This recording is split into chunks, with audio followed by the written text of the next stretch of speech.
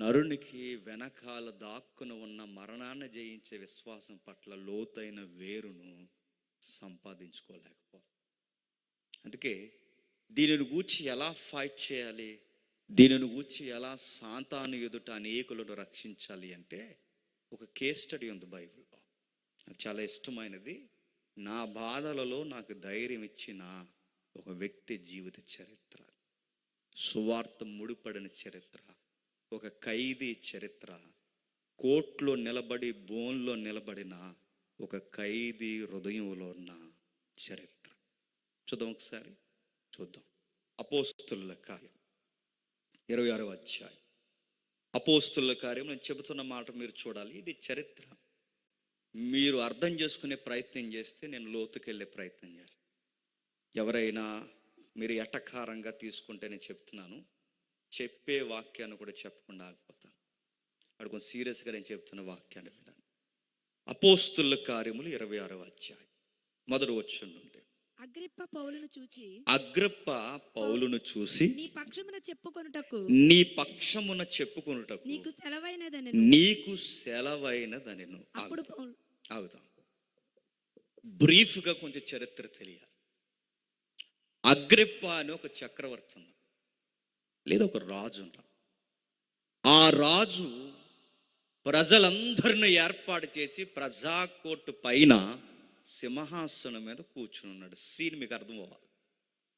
Public ఎలా అయితే ఇప్పుడు నా చుట్టూ ఎలా అయితే కూర్చున్నారో, ఇలా జనాలు, యూదులు, రోమీలు, అధికారులు, సైనికులు, రకరకాల మనుషులు సింహాసనం చుట్టూ ఆసీనులై ఉన్నారు. జడ్జిమెంట్ ఇవ్వడానికి అగ్రిప్ప రాజు పైన ఉన్నాడు. జడ్జిమెంట్ ఖైదీకి ఇచ్చేటప్పుడు చివరి పలుకులుగా లేదా వాంగ్మూలం ఏమైనా ఉందా చెప్పుకో అని.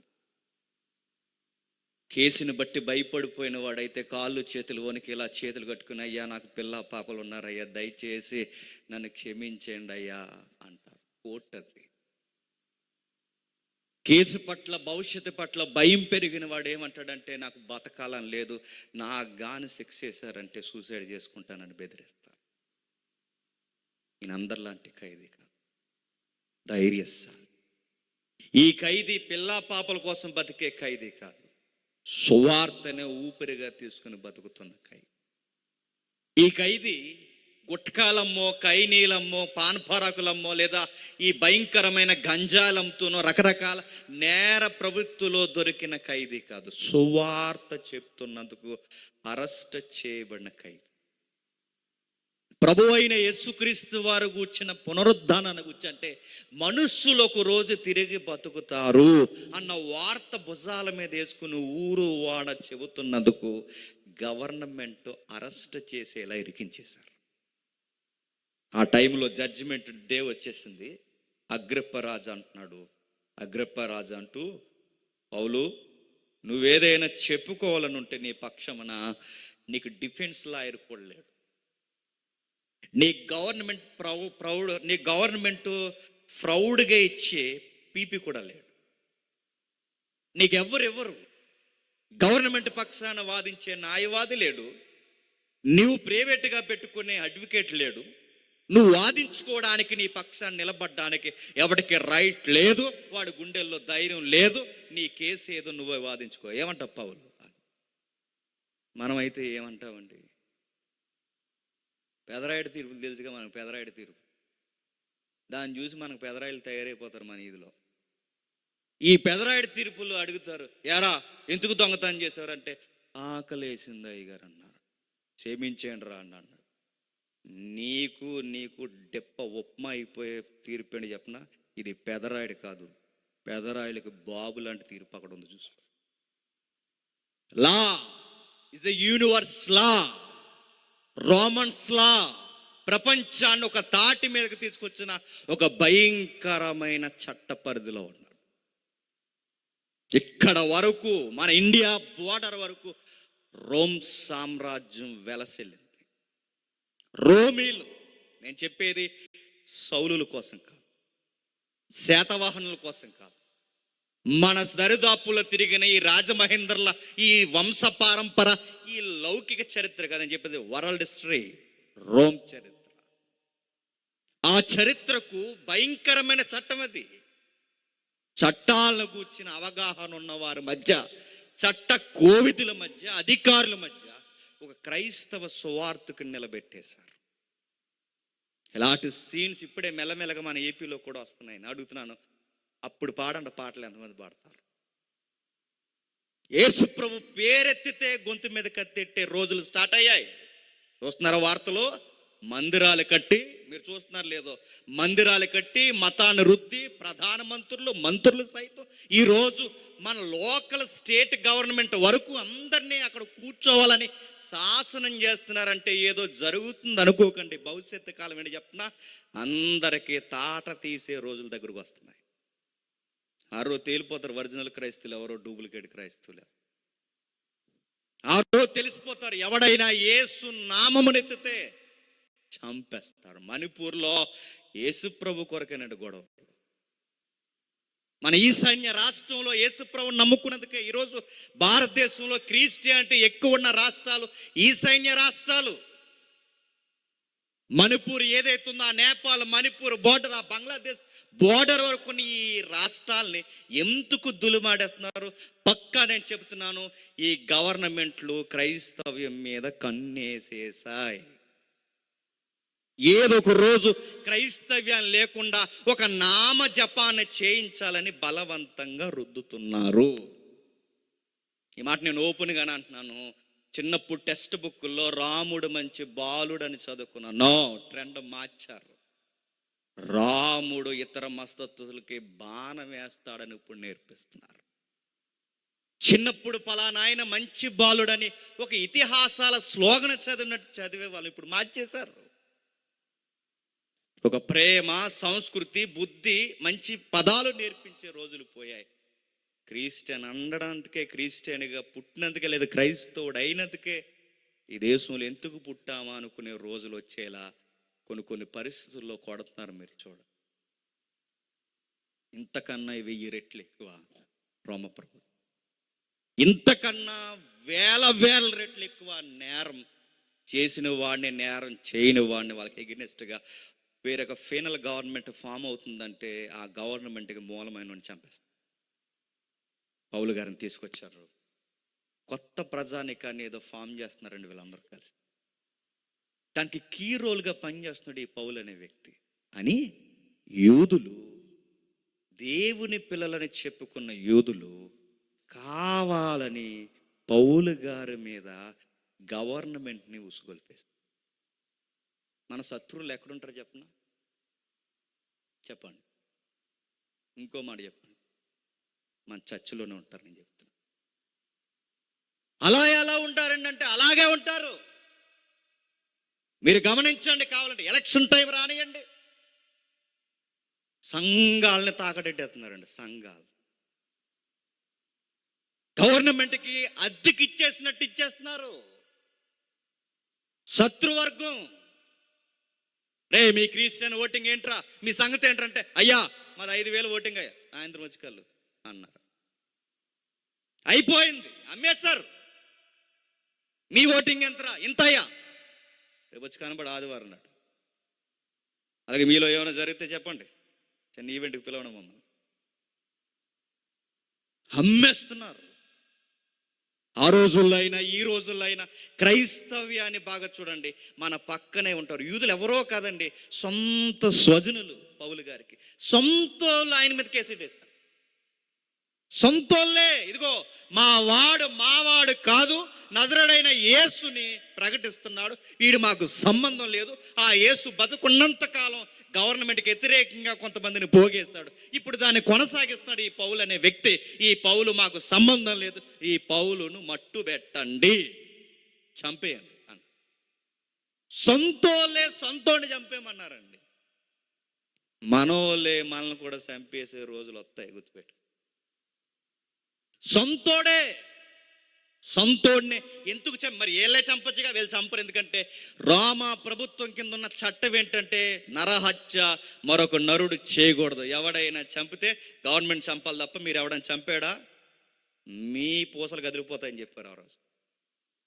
అందుకే వాళ్ళకి చెప్పారు. అందుకే వీళ్ళు ఎంత తెలివిగా చూడండి, కేసు పెట్టి కేసు బనాయించి ముద్దాయిని చేసి తీసుకెళ్ళి లోపలికి తోసి ఆ తోసిన కేసు మొదలుపెట్టారు. చాలా మంది గవర్నర్స్ వస్తున్నారు. ఎందుకంటే ఇది గవర్నర్ ట్యాగల్ చేయాల్సిన కేసు. ఇది చిన్న కేసు కాదు, ఇది మత విశ్వాసాలకు సంబంధించిన కేసు. లోకల్ ఉన్న అధికారులు ఎవరైతే ఉన్నారో ఈ నార్త్ అంటే యెరూషలేముకి నార్త్ సౌత్ ఏరియాలో ఎవరైతే ఉన్నారో ఈ అధికారులు వస్తూ పోతే ఉండేవారు. లోకల్ అధికారులు వచ్చారు పోయారు. ఫేస్ట్ లాంటి వాళ్ళు వచ్చారు పోయారు. కానీ పౌలు కేసు మాత్రం ఎవడ తేలుతలే. పౌలు ముద్దాయిగా అలాగే వదిలేశారు. చాలా మంది అధికారులు మాడుతున్నారు. మొన్న ఒక ఆఫీసర్ వచ్చాడు, అంతకుముందు ఒక ఆఫీసర్ వచ్చాడు, అంతకుముందు ఒక ఆఫీసర్ వచ్చాడు, అంతకుముందు ఒక గవర్నర్ వచ్చాడు, అంతకుముందు ఒక గవర్నర్ వచ్చాడు, నిన్న ఒక గవర్నర్ వచ్చాడు. కానీ ఎంతమంది గవర్నర్లు వచ్చినా ఎంతమంది ఆఫీసర్స్ వచ్చినా పౌలు కేసు తేల్చట్లేదు. కారణం అది సీమల పొట్ట లాంటిది ఆ కేసు. అది ఆ కేసు ఎలాంటిదంటే అది మెల్లమెల్లగా పౌలు గారి యొక్క కేసు పొలిటికల్ ఇష్యూ అయిపోయింది. రాజకీయాల రంపు దిగిపోయింది అందులోకి. రాజకీయాల బెడదందుకు పౌలు గారి కేసు ఎవడైనా దాన్ని టచ్ చేశాడో అది గవర్నమెంట్కి ప్రాబ్లం. ఎందుకంటే యూదులు చంపేయమన్నారు కదా, యూదులు శిక్షించేమన్నారు.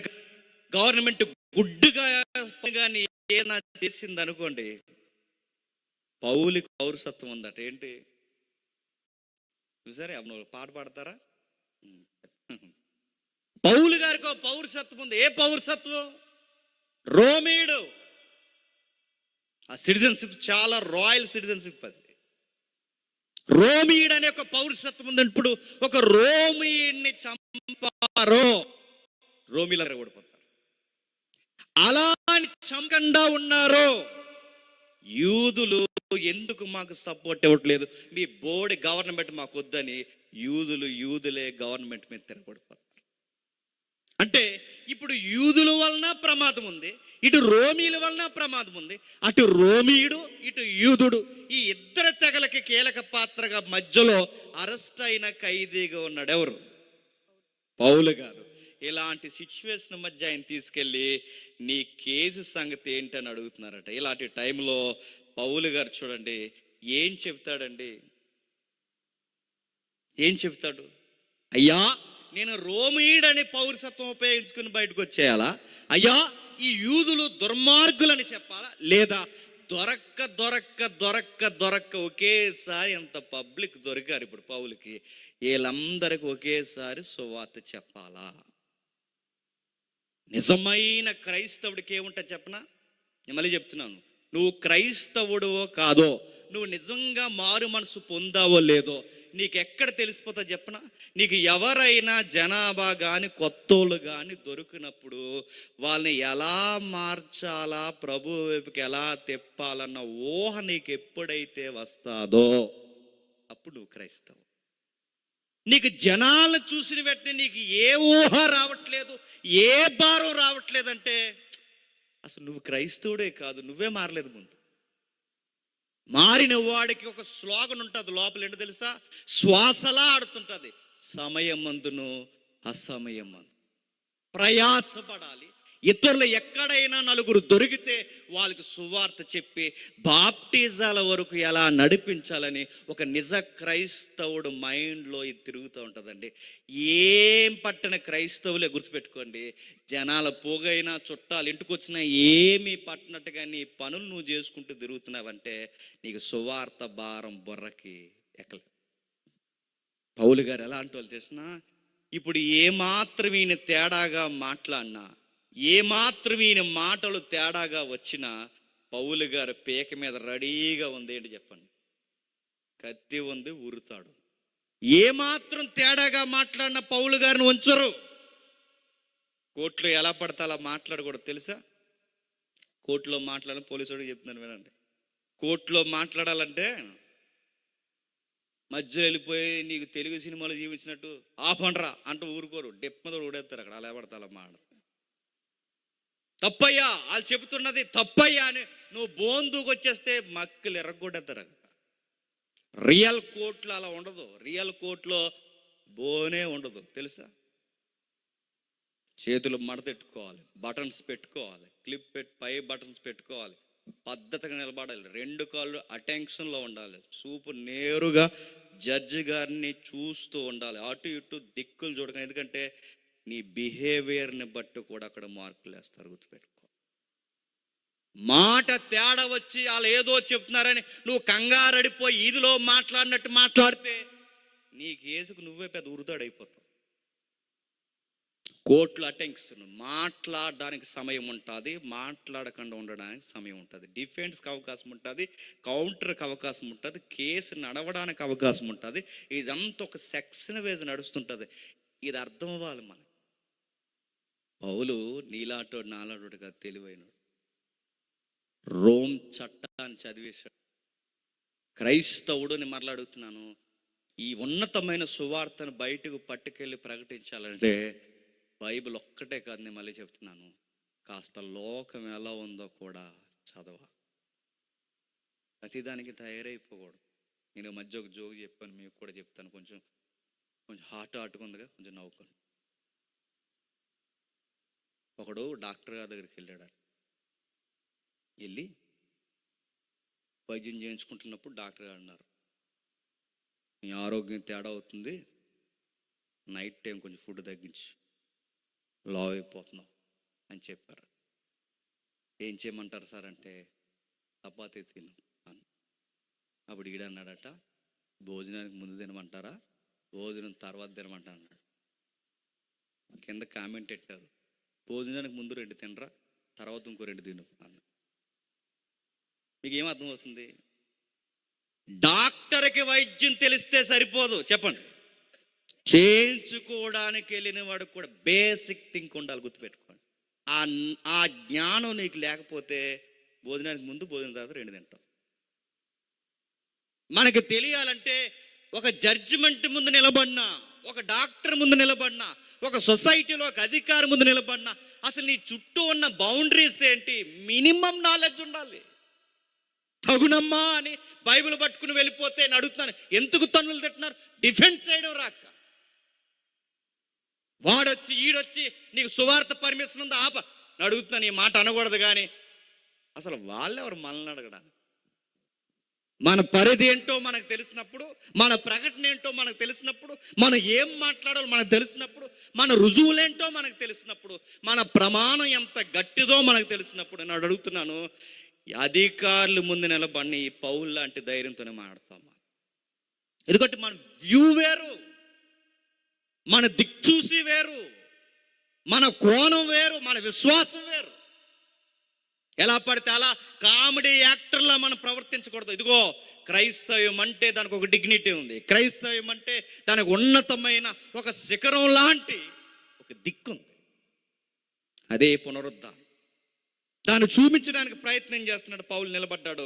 అగ్రప్పరాజా, 2వ వచనం, తమరు యూదులలో ఉండు సమస్తమైన ఆచారములను వివాదములను విశేషముగా ఎరిగిన వారు గనక యూదులు నా మీద మోపిన నేరములన్నీ గూర్చి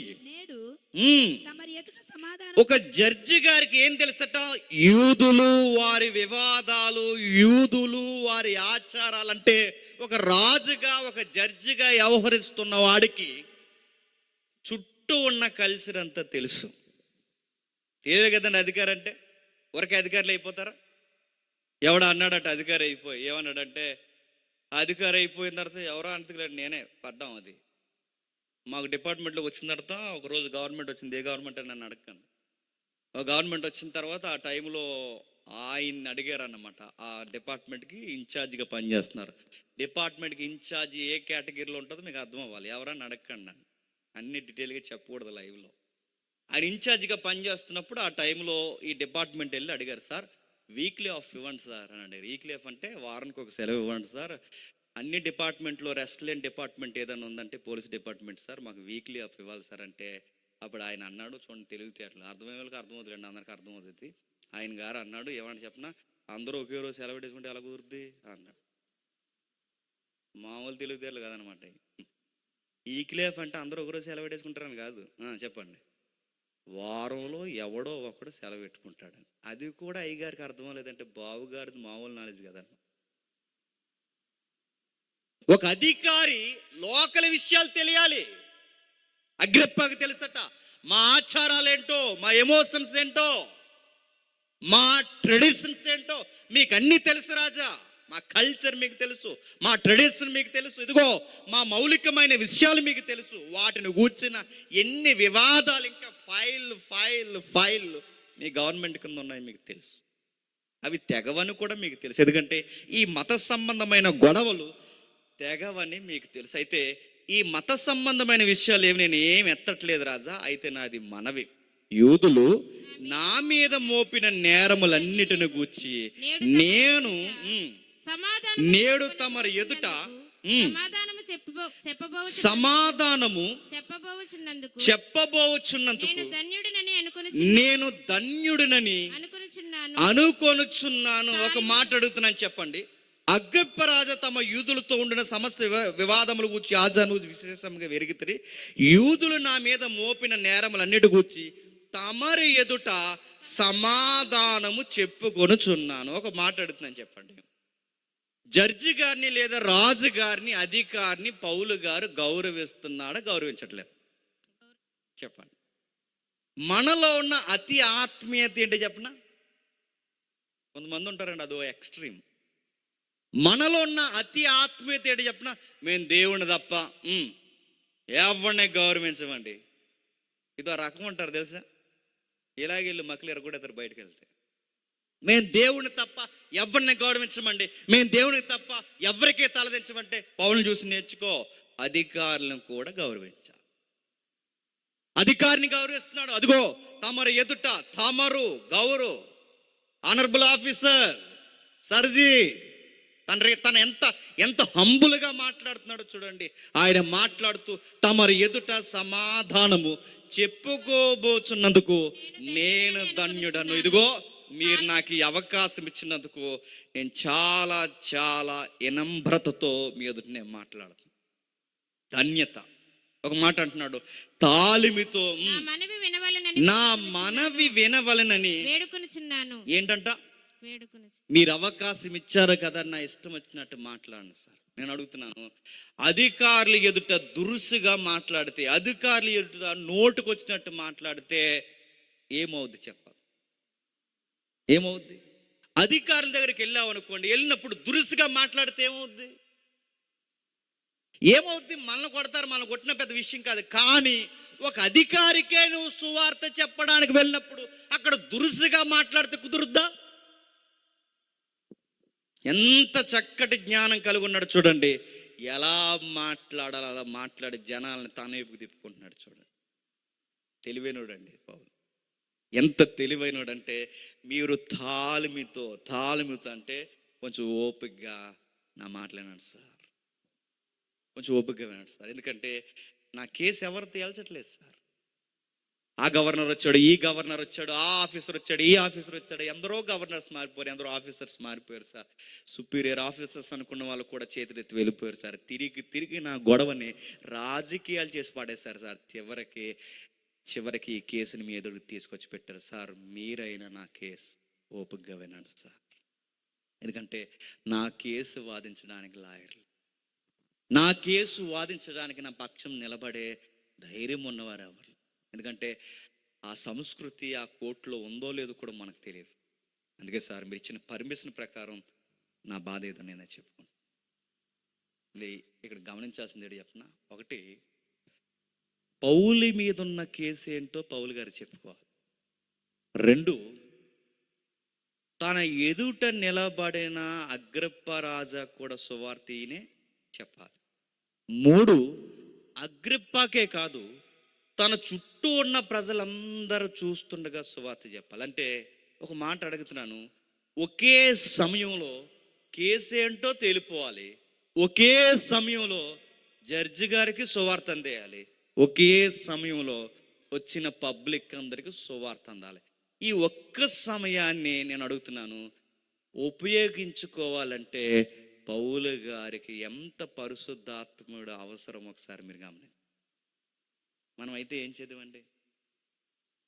ఇలా అంటున్నాను, బాధపడకండి. ఓ పాట పాడదు ముందు, ఎందుకంటే సెరసాల్లో పాడి వచ్చాడు కదండి. ఎవరు? పౌలు గారు సెరసాల్లో పాటలు పాడాడుగా. ఓ మాట నేను చెప్పనా, పాటలు ఎక్కడ పాడాలో తెలియాలి, సువార్త ఎక్కడ చెప్పాలో తెలియాలి, ఏ సమయం ముందు ఏది ఉపయోగించాలో తెలియాలి. పాడడం తప్పండి అంటలేదు, పాడండి, ప్రతి దానికి సమయం కాదు. నేను ఎందుకు చెప్తున్నాను? మేము విమర్శ కాదు, గుర్తుపెట్టుకోండి. మనల్ని మనం సర్దుకుందాం, గౌరవించుకుందాం. పౌలు గారికి చాలా తక్కువ సమయం దొరికింది. ఈ తక్కువ సమయంలో కేసు ఏంటి ఎక్స్ప్లెనేషన్ ఇవ్వాలి, ఈ తక్కువ సమయంలో నజరుడైన యేసుని గురించి చెప్పాలి, ఈ తక్కువ సమయంలో పబ్లిక్కి ఒకేసారి వెదజల్లినట్టు సువార్త చెప్పాలి, ఒకేసారి పబ్లిక్కి సువార్త వెళ్ళాలి, యేసు ప్రభు గూర్చి చెప్పాలి, తన గూర్చి తానేంటో చెప్పుకోవాలి. ఇవన్నీ చెప్పుకోవాలంటే ఆ నిలబడిన గుండెల్లో, ఆ ఖైదీ గుండెల్లో ఉన్నదండి చెప్పిన, నా గురించి ఏమైనా తర్వాత ముందు సువార్తలోకి వీళ్ళందరినీ తిప్పాలి.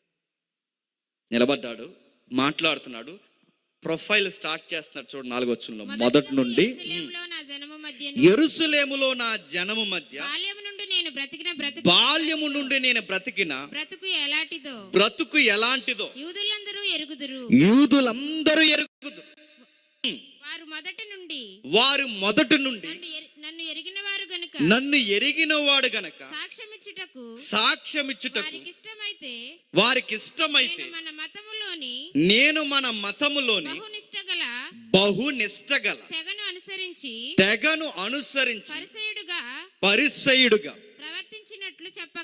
ప్రవర్తించినట్లు చెప్పగలరు. ఆగుదాం. ఏమని చెప్తున్నాడండి? నా బాల్యము నుండి నా లైఫ్ స్టైల్ ఎలా ఉందో ఇప్పుడు నా మీద నేరం మోపిన వాళ్ళందరికీ తెలుసు. ఒకప్పుడు రాజా, ఒక మాట చెప్తున్నాను రాజా, ఒకప్పుడు నేను బాలుడుగా యవ్వనుగా ఉన్నప్పుడు నన్ను నెత్తి మీద పెట్టుకున్నది ఈ ప్రజలే రాజా. ఒకప్పుడు నన్ను నెత్తి మీద పెట్టుకుని ఊరేగించింది వీళ్ళే, నన్ను నెత్తి మీద పెట్టుకుని ఊరంతా తిప్పింది వీళ్ళే. ఒకప్పుడు నేను నచ్చాను, మావాడు సౌలు అని చెప్పి నాకు పత్రికలు ఇచ్చి అనేక మందిని చంపేమని నన్ను ప్రేరేపించింది కూడా వీళ్ళే. ఒకప్పుడు వీళ్ళకి నచ్చాను రాజా, ఇప్పుడు వీళ్ళకి నేను నచ్చట్లేదు. ఏంటో ఒక మాట నేను చెప్పనా, కేసేంటో చెప్పేస్తున్నాడు, తానేంటో చెప్పేస్తున్నాడు. కేసుని జాగ్రత్తగా ఎక్కడికి నడిపించాలో చాలా సూటుగా చెబుతున్నాడు. చూడు, ఈ తెలివితే ఎట్లా ఉండాలండి సువార్త చెప్పే వాళ్ళకి.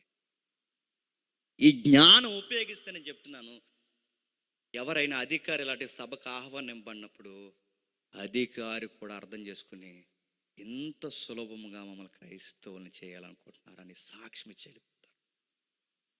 ఆ తెలివితేటలు పౌలు గారు చెప్తున్నారు, అయ్యా నేను ఒకప్పుడు ఎలా ఉండేవాడినో వాళ్ళని అడగని చెప్తారు, ఒకప్పుడు నేను ఎలా తిరిగేవాళ్ళనో వాళ్ళని అడగని చెప్తారు. అమాయకుల్ని చంపేశానండి, నేను స్త్రీలను ఈడ్చేసానండి, రకరకాల మనుషులను ఈడ్చి కొట్టాను సార్. ఇదిగో ఇప్పుడు అలా కొడుతున్నప్పుడు నన్ను ఊరేగించారు. ఇప్పుడు కొట్టడం కాదు, చంపడం కాదు, తోటి మానవుడిని మార్చడమే నిజమైన విశ్వాసం అని తెలుసుకుని ప్రకటిస్తున్నప్పుడు ఇప్పుడు నేను వీళ్ళకి నచ్చట్లేదు సార్. ఒక విషయం చెప్తున్నాను సార్, వీళ్ళందరూ ఎవరైతే నేరం కట్టారో, వీళ్ళందరూ ఎవరైతే నన్ను తీసుకొచ్చి మీ ఎదుటి నేరస్తుడిగా నిలబెట్టారో, ఇప్పటి వరకు నేను చెప్పింది ఏమన్నా అబద్ధం ఏమన్నా చెప్పానేమో వాళ్ళని ఒక మాట అడగండి అంటున్నాడు. పౌలు గారు తెలివైనడు, ఎంత తెలివని చెప్పినా ఏ సీట్ నుండి ఇరికించేస్తున్నాడు. వాళ్ళని అడుగుతున్నాడు ఏమని, ఇదిగో వీళ్ళని అడగండి, నేను చెప్పేది అబద్ధమా నిజమా ఒక మాట అడగండి అంటే, ఇప్పుడు ఇప్పటివరకు ఈయన చెప్పిందంత నిజమే. ఇప్పుడు ఈ మాటకి వాళ్ళు వకాల్తా పుచ్చుకొని, అవును సార్ నిజమే సార్, వాళ్ళు చెప్పింది ఆయన చెప్పింది నిజమే అంటే ఎక్కడో సాఫ్ట్ కార్నర్ స్టార్ట్ అవుతుంది. ఎవరి మీద? పౌలు మీద. అంటే ఇప్పుడు ఈ నిజమే చెబుతున్నాడన్న ఒక పాయింట్ జడ్జి మైండ్లో పడాలి. జడ్జి మైండ్లో పడాలంటే ఎవరైతే శత్రుత్వంగా చూసారో ఆ శత్రువుల్నే ఏం చేశాడు చెప్పండి? సాక్షులను చేశాడు. ఎవరైతే నింద మోపారో ఆ నింద మోపిన వారిని సాక్షులుగా చేసి మెల్లమెల్లగా వారిని ఎలా తీసుకెళ్తున్నారు చూడండి. అయ్యా నీకు విషయం చెప్పాలి. ఇప్పుడైతే దేవుడు మన పితరులకు చేసిన వాగ్దాన విషయమై నిరీక్షణను గూర్చి నేను విమర్శింపబడుటకు నిలిచి ఉన్నాను. మన 12 గోత్రముల వారు ఎడతెగక దివారాత్రులు దేవుణ్ణి సేవించుచు ఆ వాగ్దానము పొందుదుమని నిరీక్షించుచున్నారు. ఓ రాజా, ఈ నిరీక్షణ విషయమై యూదులు నా మీద నేరము మోపి ఉన్నారు. కేసులో కీలకమైన పాయింట్, కేసులో లేదా ఈ స్టేట్మెంట్ లో కీలకమైన లైన్ ఏంటంటే, రాజా నీకు ఒక విషయం చెప్తున్నాను. ఈ కీలకమైన కేసులో కీలకమైన పాయింట్ నేను ప్రకటిస్తున్న ఒక విషయం ఉంది. ఆ విషయం ఏంటి చెప్తున్నా? వాగ్దానం. ఆ వాగ్దానం చెబుతున్నందుకే నా మీద పగబెట్టారు. అయినా ఒక మాట అడుగుతున్నాను రాజా, మన 12 గోత్రాలు దేనికోసం ఎదురు చూస్తున్నాయి రాజా? వాగ్దానం కొరకు. ఏ వాగ్దానం కొరకు? మన పితరులకు ఇచ్చిన వాగ్దానం. పితరులు అంటే ఎవరు? అబ్రహాము, ఇస్సాకు, యాకోబు, మోసే, యెహోషువ, సమూయేలు, దావీదు, దానియేలు, ప్రవక్తలు, మలాకి వరకు ఎవరైతే ఈ వాగ్దానం గురించి ప్రకటించారో నేను ఆ వాగ్దానం చెబుతున్నందుకే నన్ను నేరస్తుని చేశారు. విచిత్రం ఏంటి చెప్పనా? నన్ను నేరస్తుని చేస్తున్నారంటే ఈ వాగ్దానాలు పుచ్చుకుని నాకన్నా ముందు ప్రకటించిన అబ్రహామును కూడా మీరు ఏం చేస్తున్నారు? కేసు ఎలా తిప్పుతున్నాడు చూడు. మీకు అర్థమవుతుందో లేదో? అర్థమైపోయిన మొక్కలు కొంచెం చెప్పి అర్థమైనట్టు ఎట్టండి, బండి ముందుకెళ్తుంది. ఎంత తెలుగుగా చెప్తున్నాడు చూడండి. అయ్యా నన్ను నేరస్తుడు అంటున్నారు, నా మీద నేరం ఏం మోపారు? నేను దొంగతనాలు చేయలా, ఏ ఇంట్లోకో పోయి వ్యభిచారం చేయలా, అబద్ధాలు ఆడలేదు, గవర్నమెంట్కి ఎదురు తిరగబడలేదు. నా మీద వీళ్ళు పెట్టిన కేసు, ఆ కేసులో కీలకమైన స్టేట్మెంట్ లేదా ఆ కాపీలో రాసిన మౌలికమైన విషయం ఏంటంటే, ఇదిగో నేను ఒక వాగ్దానం ప్రకటిస్తున్నాను. ఆ వాగ్దానం నేనేదో ఇప్పటికిప్పుడు రాసుకుని వచ్చింది కాదు, ఇప్పటికిప్పుడు నేను పుట్టించింది కాదు, ఇప్పటికిప్పుడు నేను తెచ్చింది కాదు, ఇది నా ఊహల్లో నుంచి కొత్తగా వెలువరించింది కాదు. ఇది ఎప్పుడుదో తెలుసా? మన పితరుల దగ్గర నుంచి ఉన్నదే. మన పితరులు ఎవరు? అబ్రహాము. మన పితరులు ఎవరు? ఇస్సాకు, యాకోబులు. ఎవరైతే ఉన్నారో మోసే, దానియేలు, ఈ ప్రవక్తలందరూ ఏ వాగ్దానం గురించి ప్రకటించారో ఆ వాగ్దానాన్ని గురించి చెబుతున్నానయ్యా. ఆ వాగ్దానాన్ని గురించి చెబుతున్నందుకు నన్ను అరెస్ట్ చేసి ఈ సంవత్సరాలు ఈ జైల్లో పడేసి నన్ను ఇబ్బంది పెట్టేస్తున్నారు. పౌలు గారు ఉన్న జైలు ఎలాంటిది తెలుసా? చూడండి, అప్పుడప్పుడు గూగుల్లో చెదారం చూడకుండా గూగుల్లో అపోస్తులు పడిన బాధల యొక్క ప్లేసెస్, వాటి హిస్టరీ, వికీపీడియా కూడా ఎంతో కొంత చూపిస్తారు. చూడండి ఎంత చక్కటి వివరణ ఉందంటే పౌలు గారి యొక్క శరసాల గూర్చి. ఆయన కాళ్ళకి బండేసి బిగించారు. పెద్ద బండ అంటే మనిషి ఇంక కదలడు అనమాట. అటు కాళ్ళకి బండలేసి బిగించేస్తే ఇంక మనిషి కదలలేడు. యూరిన్ అయినా మోసనైనా ఇంక అక్కడ అవ్వాలని అలాంటి అరెస్టులు చేసి. ఇంకా చెప్పనా, మనకలాగా 7 ఓసలు జైలు కాదయ్యి. మన దగ్గర ఉంటాయి 7 ఓసల జైలు. ఆ 7 ఓసల ఈ జైలు కదా, అక్కడ జైల్స్ వేరు.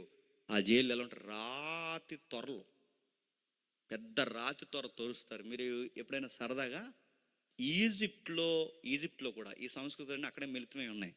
ఈజిప్ట్లో కూడా యోసేపు గారిని వేసిన జైలు చూడండి, రాత్రి అంతా మీకు నిద్ర రాదని నేను గ్యారంటీ ఇస్తాను. నిద్ర వద్దు ఒట్టు. ఎందుకంటే అంత లోతుగా ఉంటాయి. ఎలా పెద్ద డొల్లగా ఉంటుందండి. మొత్తం రాతంతా తవ్వి ఒకే ఒక్క కన్నం ఉంటుంది. దానియేలు వేసిన జైలు కానీ, యోసేపు గారు వేసిన జైలు కానీ, భక్తులు వేసిన జైల్లో ఈ చిన్న త్వరలాగంటే ఒక మనిషి ఇలా దింపడానికంటే ఇలా సన్నగా కదలకుండా దిగితే అలా లోపల దిగుతారు అనమాట. ఈ డొలకులో నుంచి లేదా ఈ కన్నంలో నుంచి ఈ రాతి గోతులకు లోపల పడేస్తారు. ఆ చిన్న వెలుతురు మాత్రం ఇలా వస్తుంది. ఆ వెలుతురు కూడా రాకుండా మనిషిని వేసేసిన తర్వాత మూసేస్తారు. లోపల వేసిన తర్వాత నీళ్ళు ఉండవు, సరైన ఆహారం దక్కదు. ఆ రాతి లోపలికి పోయినప్పుడు అప్పటికే పాత ఖైదీలు ఉంటారు చూసారా, అందులోనే చచ్చిపోయి ఉంటారు. ఆ చచ్చిపోయిన శవం అలా కుళ్ళిపోతే మన బాడీకి ఉండే దరిద్రం ఏంటంటే, చచ్చిపోయిన వెంటనే బద్ది పురుగు పుడుతుంది. మనకు తెలుసా, అదో రకమైన పురుగులు పుడతాయి. ఆ పురుగు చాలా పెద్ద, అంటే తినేకొద్ది సైజు పెరిగిపోద్ది.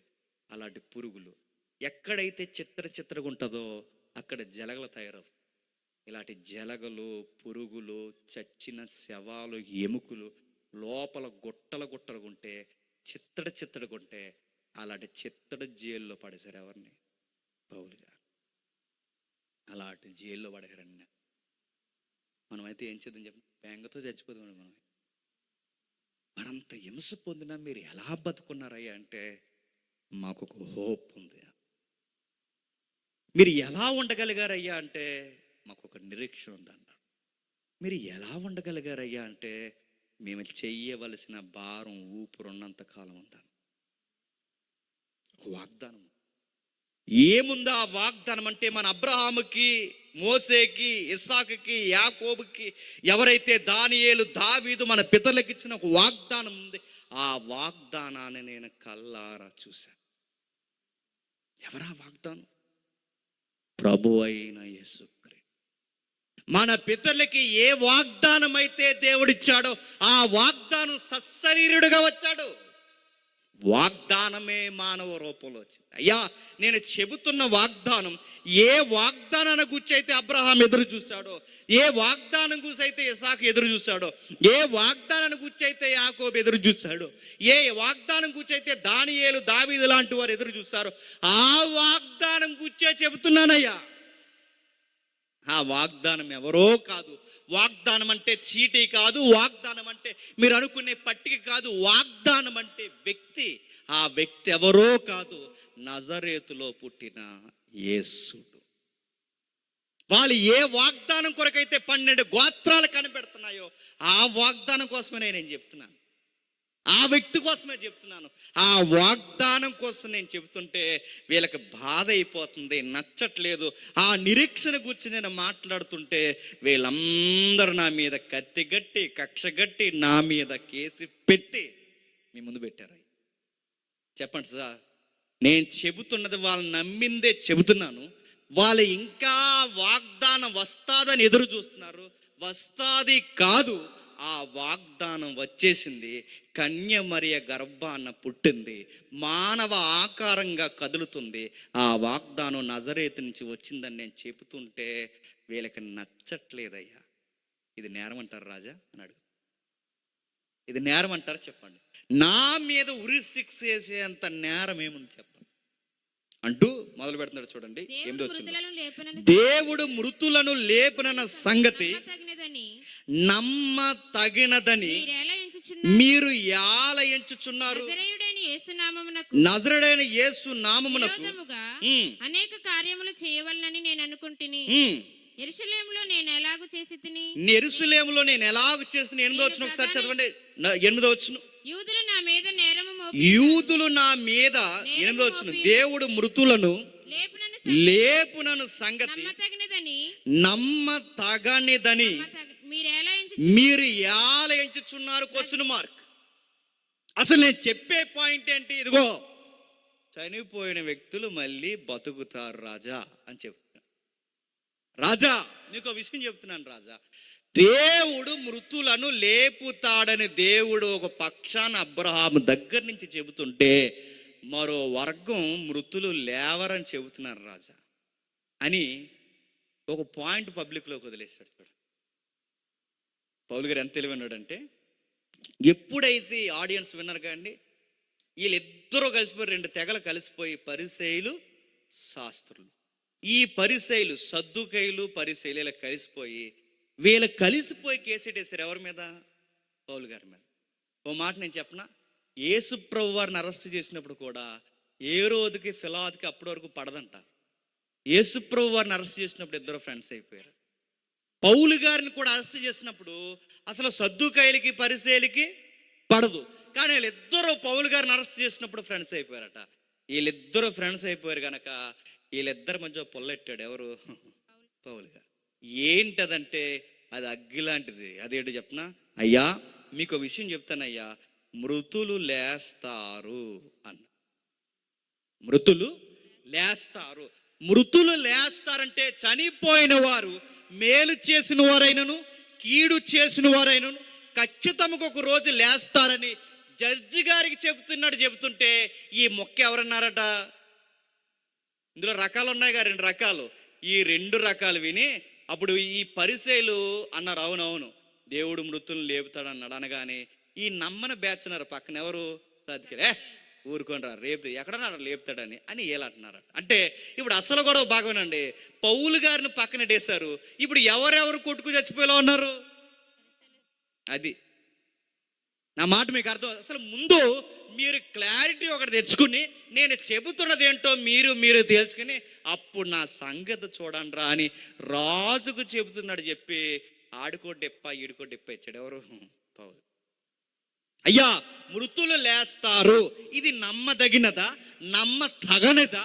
క్వశ్చన్ మార్క్ అడుగుతానని చెప్పండి. నమ్మేదా నమ్మందనగానే ఆడియన్స్లో 2 రకాలు ఉన్నారు. పరిసయ్యులు అందరూ ఏమన్నారు? నమ్మదగినది అన్నారు. సద్దుకయ్యులందరూ ఏమన్నారు? నమ్మందన్నారు. ఇప్పుడు ఎవడ ముఖం ఎవడు చూసుకుంటాడు చెప్పండి? ఈ 2 ముఖాలు పౌలు గారి వైపు చూస్తే ఈ పాయింట్ ఎప్పుడైతే కేసులు లేపారో ఇప్పుడు ఈ 2 ముఖాలు పౌలు గారి వైపు చూడడం మానేసి ఒకడు ముఖం వాడు చూసుకుని రే ముందు మనం తెలుసుకుందామరా అన్నారు. ఎప్పుడైతే ఈ పాయింట్ లేపుతున్నాడు, ఇంకా కింద చెప్తున్నాడు 9వ వచనం నుంచి, నజరేయుడైన యేసు నామమునకు విరోధముగా అనేక కార్యములు చేయవలనని నేను అనుకుంటుని. యెరూషలేములో నేను అలాగు చేసి తిని నేను ప్రధాన యాజకుని వలన అధికారము పొంది పరిశుద్ధులను అనేకులను చెరసాలలో వేయించుతాను. ఒక మాట అడుగుతున్నాను చెప్పండి. యేసు ప్రభు వారి పేరు ఎంత తెలివిగా తీసుకొస్తున్నాడు చూడండి. పునరుద్ధానం అనే ఒక పాయింట్ లేపి ఈ ఇద్దరి మధ్య గుసగుసలు స్టార్ట్ చేసి వీళ్ళిద్దరు ఎలా మాట్లాడుకుంటున్న టైంలో అసలు పాయింట్ ఆయన సేవలో పడుతున్నాడు. ఎవరు సేవలో? అగ్రిప్ప రాజా. అసలు కేసులో మరొక కీలకమైన పర్సన్ ఉన్నారు. అసలు కేసులో అట్రాక్షన్గా నిలబడిన పర్సనాలిటీ నేను కూడా కాదు రాజా. ఈ కేసులో అట్రాక్షన్ చేసే పర్సనాలిటీ ఎవరంటే నజరేయుడైన యేసు. ఆయన ఎవరు రాజా? మీకు విషయం చెప్పాలి. ఈ నజరేయుడైన యేసుడే మృతుల పునరుద్ధానానికి ఆధారం. అయ్యా ఈ మృతుల పునరుద్ధానం జరుగుతుందని మీకు నేను ప్రకటిస్తున్న ఈ వార్తకి ప్రధాన కేంద్ర స్థానం ఈ యేసుడే. ఆయనే లేవకపోతే పునరుద్ధానం పట్ల నాకు కోరిక లేదు. ఆయనే లేవకపోతే పునరుద్ధానం ప్రకటించడానికి నాకు క్రైస్తవ్యంలో ఆధారం లేదు. ఆయనే లేవకపోతే ఇదిగో నేను పరిసయ్యుడిగానే కొనసాగుతును. ఆయన లేచాడు గనకే మనుషులు మరలా బతుకుతారని నాకు ఒక విట్నెస్, ఒక ప్రూఫ్, ఒక ఎవిడెన్స్ లా నాకు నజరేయుడైన యేసుడు ఉన్నాడు రాజా. ఇదిగో ఆయనే అని చెప్పి కేసంతా ఎవరి వైపు తిరుగుతుంది? అసలు సువార్త జరుగుతుంది అనడానికి ప్రధానమైన వ్యక్తిత్వం ఎవరిని ప్రకటించాలండి? యేసు ప్రభువారిని. కోర్టులో ఎవరిని ప్రకటిస్తున్నారు చెప్పండి? అది ఎంత తెలివైనడంటే ఓ పక్కన తన కేసు ఏంటో తను చెప్పుకుంటేనే, ఓ పక్కన తనకు ఎలా విరోధంగా ఉన్నారో చెప్పుకుంటేనే, మరో పక్క అన్నిటికన్నా ముఖ్యంగా యేసు ప్రభువారిని గూర్చి రాజు బుర్రలోకి ఎక్కిస్తున్నాడు చూడండి. సువార్త అంటేనే ప్రభు గూర్చి చెప్పాలి. ఆయన గురించి చెబుతూ ఒక మాట అడుగుతున్నాడు కిందకి, యెరూషలేములో నేను ఎలాగూ చేసితునో నేను ప్రధాన యాజకుని వలన అధికారము పొంది పరిశుద్ధులను అనేకులను చెరసాల్లో వేసి వారిని చంపినప్పుడు సమ్మతించితిని. ఒక మాట రివర్స్ లో కూడా తగిలేలా చెబుతున్నాడు. ఏమంటున్నాడు తెలుసా? యెరూషలేములో నేను ఎలాగ చేసేదని ప్రధాన యాజకుని వలన అధికారం పొందాను, గవర్నమెంట్ వలన కూడా నేను అధికారం పొందాను. ఒక మాట రాజా, చాలా మందిని హింసించాను, చాలా మంది అమాయకుల్ని చంపేశాను, చాలా మంది అమాయక ప్రజల మీద కేసులు పెట్టించాను. కానీ ఒక మాట, అప్పుడు నన్ను ఎవ్వడూ దగ్గరకు వచ్చారే అమాయకుల్ని ఇబ్బంది పెడుతున్నావు, ఇది తప్పురా అని ఒక్కడ అడగలేదు రాజా. వీళ్ళే దగ్గర నాకు అధికార పత్రికలు ఇచ్చారు, ఒక్కడ అడగలేదు, ఇది తప్పురా అని ఒక్కడ ఆల్రెడీ నాకు చెప్పలేదు, కానీ ఈ రోజు మనుషులను చంపడం మాని మనుషులు బతుకుతారని చెబితే ఇప్పుడు నన్ను తప్పుపడుతున్నారు. మనిషిని చంపినప్పుడు నేను సమ్మతించాను, నా వెనకాల ఉన్నవారు సమ్మతించారు. మనుషులను కొట్టినప్పుడు నేను సంతోషించాను, నా వెనకాల ఉన్న ఈ ప్రధాన యాజకులందరూ సంతోషించారు. మనుషుల్ని ద్వేషించి అమాయకుల్ని దేవదూతను చేసేలా నేను ఇరికించి బలవంతం చేసినప్పుడు భలే చేస్తున్నావురా, నీలాంటి మన మతానికి ఒకడు ఉండాలిరా అని నా భుజాల మీద తట్టారు రాజా. కానీ ఈరోజు సాటి మనిషిని ప్రేమిద్దాంరా, మనుషులు మళ్ళీ బతుకుతారని చెబుతుంటే ఈరోజు నేను వీళ్ళకి నచ్చట్లేదురా. చెప్పండి, నా కేసులో ఏ నేరం ఉందో చెప్పండి. భలే వాదించుకుంటున్నాడు. నేను అనుకుంటానండి, పౌలు గారికి లాయర్ని పెట్టిన ఇంత బాగా ఏ లాయర్ వాదించలేడేమో, అంత బాగా వాదిస్తున్నాడు. ఆయనకి ఆయనే సాటి. ఆ కేసులో లూప్ హోల్స్ ఏంటో, ఆ కేసులో కీ పాయింట్స్ ఏంటో, ఆ కేసు యొక్క తీవ్రత ఏంటో, దాని జడ్జిమెంట్ ఎలా ఉండాలో, దాని వెనకాల సువార్త ఎలా చెప్పాలో నాకు తెలిసి లాయర్ కూడా ఎక్కదు, అది పౌలుకే బాగా ఎక్కింది. అందుకే ఆయన దేవుని చిత్తం ఎలా ఉంటుందో చెప్పిన, విచిత్రంగా రాజు హృదయాలు కూడా అనుకూలంగా తిప్పేసి రాజు నోటే పలికించేవాడు తెలుసా, నీ కేసు నువ్వే వాదించుకో. అది దేవుని చిత్తం. అది వాదిస్తున్నాడు, కింది కట్టినాడు. నేను చాలా మందిని ఇబ్బంది పెట్టినప్పుడు అందరూ నన్ను సపోర్ట్ చేశారు. అనేక పర్యాయములు సమాజ మందిరంలో అన్నిటిలోనూ వారిని దండించి వారిని దేవదూషణ చేయనట్లు బలవంత పెట్ట చూసి మరియు వారి మీద మిక్కిలి క్రోధము గలవాడు ఇతర పట్టణములకు వెళ్ళి వారిని హింసించుచుట్ని దైవానికి ఎదురు తిరగబడుతున్నానని నా కళ్ళు మూసుకుపోయారు. నేను తిరగబడ్డమే కాదు, అనేకులను తిరగబడేలా చేశాను.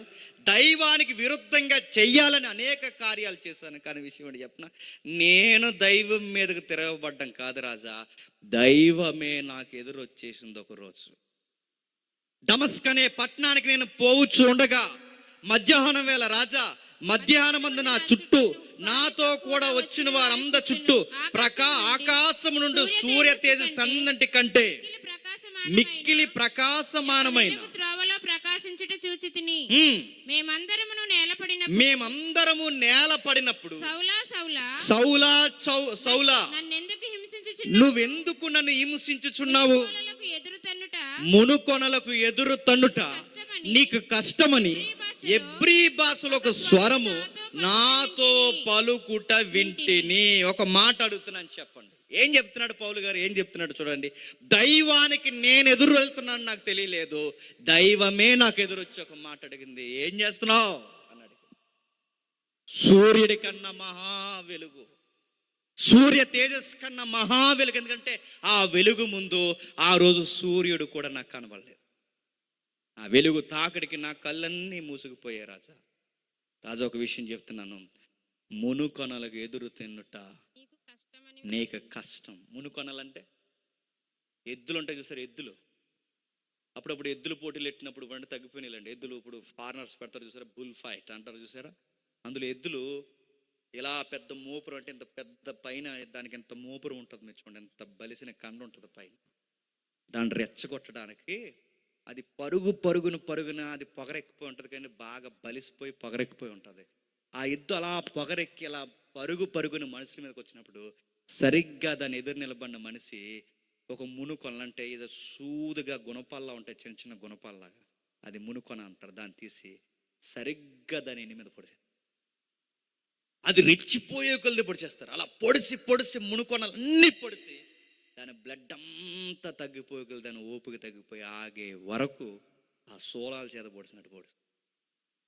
ఇండైరెక్ట్గా పౌల్ని ప్రభు ఏమన్నా చెప్పిన, నీకు మతం అనే పిచ్చెక్కి ఎద్దు పరిగెట్టినట్టు పరిగెడుతున్నావు. నీకు విషయం చెప్పిన, మునుకొనలకు ఎదురు వస్తుంది, రక్తం కారి చచ్చిపోతావు అన్నాడు పౌలు. దేన్ని తంటున్నావు తెలుసు, ఒక ఎద్దు అది ఎంత బలమైనదనను అది సోలానికి ఎదురొస్తే చస్తాది. నువ్వు క్రైస్తవ్యానికి ఎదురు వస్తున్నావు, నువ్వు బలిసిన మతంతో నువ్వు ఎదురు తిరుగుతున్నావు, మునుకొని దిగిపోద్ది పౌలేమనుకుంటున్నావు. అర్థమైపోయింది. ఒకే ఒక్క మాటలో, చిన్ని ప్రసంగంతో, ఒకే ఒక్క మాటతో పౌలుకి విషయం అర్థమైపోయింది. అప్పుడు అంటున్నాడు, అప్పుడు నేను ప్రభువా నీవెవడవని నేను అడగగా ప్రభువు నీవు హింసించుచున్న యేసును నేను నీవు హింసించుచున్న యేసును నీవు నన్ను చూచి ఉన్న సంగతిని గూర్చియు ఉమ్, నేను నీకు కనబడబోవు సంగతిని గూర్చియు నిన్ను పరిచారకుని గాను సాక్షిని గాను ఉమ్, నియమించుటకే కనబడి ఉన్నాను. ఉమ్, నీవు లేచి నీ పాదములు మోపి నిలువుము. ఉమ్. నేను ఈ ప్రజల వల్లను అన్యజనుల వల్లను హాని కలగకుండా ఒక మాట అడిగాను రాజా, అసలు మీరెవరు అన్నాడు. నా సాక్ష్యము స్థిరమైనది, నేను ప్రకటిస్తున్న పునరుద్ధానం బలమైనది, ఇదిగో నేను చెబుతున్నది వాస్తవమైనదని చెప్పడానికి మీరెవరు అని అడిగినప్పుడు నాకు సాక్ష్యం, రాజా నేను ఎవరైతే లేడని నమ్మి అనేకులను చంపడానికి బయలుదేరానో ఆ నజరుడైన యేసుడు చనిపోయి బ్రతికాడని నాతో మాట్లాడాడు రాజు. ఆయన బతికే ఉన్నాడు. నేను లేడనుకున్నాను, ఒక శవాన్ని గూర్చి ఒక అబద్ధాన్ని ఈ అపోస్తులు ప్రకటిస్తున్నారు అనుకున్నాను, ఒక అబద్ధాన్ని నమ్మి క్రైస్తవం విస్తరిస్తుంది అనుకున్నాను. కానీ రాజా నాకు ఒక విషయం అర్థమైంది రాజా, సార్ ఆయన బతికే ఉన్నాడు, ఆయన మరణించి తిరిగి లేచాడు. ఆ రోజు నాకు జ్ఞానోదయం కలిగింది సార్. ఆ రోజే నేను నిలబడిపోయాను సార్. ఆ రోజే నాకు ఒక విషయం అర్థమైంది సార్. ఆయన ఒక మాట చెప్పాడు, నీకు కలవబో సంగతిని గూర్చి నిన్ను పరిసారకునిగా సాక్షిగా నేను నియమిస్తున్నాను. ఇంకా క్లారిటీగా ముందు వచ్చిన ఉంటుంది ఆ 9వ అధ్యాయంలో ఏమని తెలిసి, ఇదిగో నువ్వు రాజుల ఎదుటను అధికారుల ఎదుటను అన్యజనుల ఎదుటను నీవు నాకు సాక్షిగా ఉండాలి. నేను ఆ మాట చెప్పనా, ఆ 9వ అధ్యాయంలో చెప్పిన మాట నెరవేర్పు ఈ 26వ అధ్యాయంలో నెరవేరుతుంది చూడు. నువ్వు రాజుల ఎదుట నిలబడాలి పౌలు అన్నాడు. ఇప్పుడు ఎవరు ఎదుట నిలబడ్డాడండి? రాజు ఎదుటే నిలబడ్డాడు. నువ్వు అధికారుల ఎదుట నిలబడాలి సౌలైన పౌలు. ఇప్పుడు ఎవరు ఎదుట నిలబడ్డాడు చెప్పండి? అధికారులు. నువ్వు అన్యజనులందరూ చూస్తుండగా, ప్రభువు నెరగని వారందరూ చూస్తుండగా అనేకులకు సాక్ష్యంగా చెప్పాలి. నిన్ను ఇందుకే నేను పిలుచుకున్నాను. నీ కాలింగ్ ఊరకే జరగలేదు పౌలు, నీ పిలుపు ప్రత్యేక.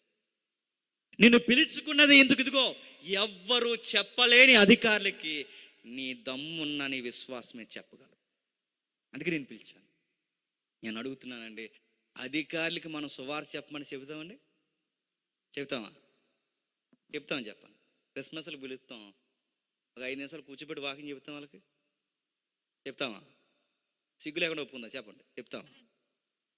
వాళ్ళే మనకు సొల్లు కబుర్లు సోదు కబుర్లు చెప్పి వెళ్ళిపోతారు. వాళ్ళకి సువార్త చెప్తాం మనం. నేను మళ్ళీ చెప్తున్నాను సీరియస్గా, మీకు కూర్చోబెట్టడం అధికారుల్ని చేత కాకపోతే పిలవకండి, దేవుడిని అవమానించు.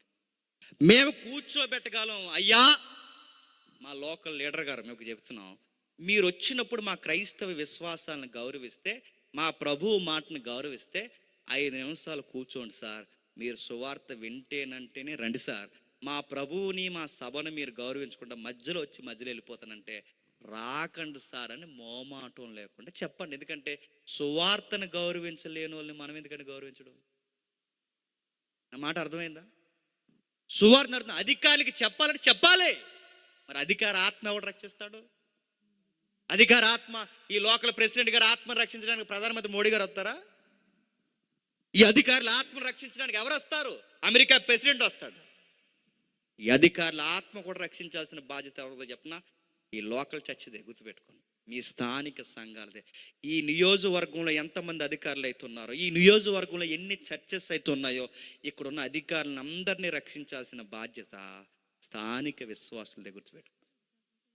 పౌలుకి ఆ భారం ఉంది. ఇదిగో అధికారులను కూడా రక్షిస్తాను. ఈయన ఎలాంటి చెప్పినా అధికారుల్ని గౌరవిస్తాడు, అధికారులను ప్రేమిస్తాడు, అధికారి ఆత్మను కూడా రక్షిస్తాడు.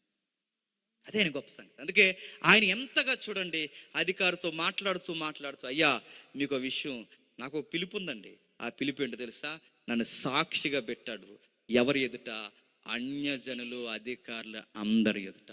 ఆ లిస్టులో మీరు కూడా ఉన్నారు రాజా అని ఒక ఇంటి ఇచ్చాడు. చూడండి,